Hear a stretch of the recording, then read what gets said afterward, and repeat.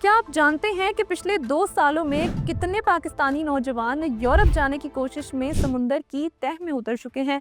क्या आपको ये पता है कि एफआईए का इन वाक़यात पर क्या रद्द-ए-अमल रहा है?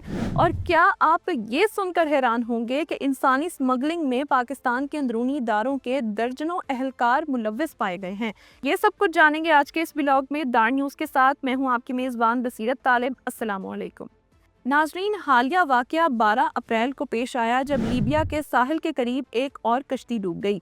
वही चेहरे थे, वही ख्वाब थे, एक बेहतर मुस्तकबिल की तलाश, रोजगार के मौके और इज्जत की रोटी। लेकिन अंजाम फिर वही निकला। 11 अफराद हलाक हो गए, जिसमें 4 पाकिस्तानी भी शामिल थे। जाहिद, सुमैर, सैयद अली और आसिफ, जिनकी उम्र 20 से 35 के दरमियान थी और उनका ताल्लुक मंडी बहाउद्दीन और गुजरावाला से था। नाजरीन, ये कोई पहला वाकया नहीं है, बल्कि एक तवील सिलसिले की एक ताज़ा कड़ी है। लीबिया, तुर्की, इटली, यूनान, इन सब रास्तों पर सैकड़ों पाकिस्तानी नौजवान अपनी ज़िंदगी की बाजी हार चुके हैं। जून 2023 की बात करें तो 280 से ज़ायद पाकिस्तानी यूनान हादसे में मारे गए थे और इसी तरह फरवरी 2023 में इटली के करीब कश्ती डूबने के वाक़े में 20 से ज़ायद पाकिस्तानी मारे गए थे, जिनमें से बेशतर का ताल्लुक पंजाब, खैबर पख्तूनख्वा और कश्मीर के पसमानदा इलाकों से था। ये महज एक खबर नहीं बल्कि एक अलमिया है जो सालों से चल रहा है।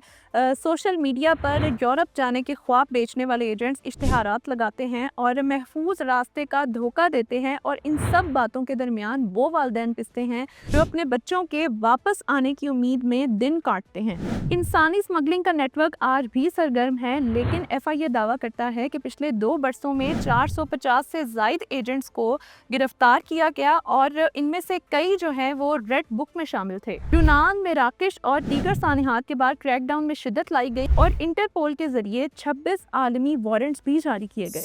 इसके अलावा एफआईए ने अपनी सफ़ों में सफाई का अमल तेज किया। पिछले 2 बरसों में 51 अफसरान को इंसानी स्मगलिंग में मुलव्वस होने पर फारिग किया गया, जिनमें से सिर्फ अगर हम 2024 की बात करें तो उसी में 41 अहलकार मुलव्वस थे। 27 अफसरान को गिरफ्तार किया गया, जबकि 60 से ज़ायद अहलकारों के नेटवर्क से रवाबित सामने आए। इन तमाम वाक़यात ने कई बार रियासती इदारों को झंझोड़ा है, लेकिन इंसानी स्मगलिंग का कारोबार बददस्तूर जारी है। एफआईए ने कई बार गैर कानूनी हिजरत के खिलाफ आगाही मुहिम का आगाज भी किया, लेकिन ये ज़्यादातर शहर तक ही महदूद रही और देहात और पसमानदा इलाकों में ये पैगाम पूरे तरीके से नहीं पहुँच सका। हालांकि वहाँ के नौजवान ही ज़्यादातर ये ख़तरनाक रास्ता इख्तियार करते हैं, और अगर हम देखें तो आज भी देहात और पसमानदा इलाकों में कई नौजवान इन जाली ख्वाबों के पीछे अपनी जान की बाजी लगा रहे हैं। जब तक हम इंसानी स्मगलिंग को एक जुर्म की बजाय कौमी अलमिया समझकर इसे नहीं देखेंगे, तब तक हर नया दिन एक इसी तरह की नई अफसोसनाक कहानी अपने साथ लाएगा।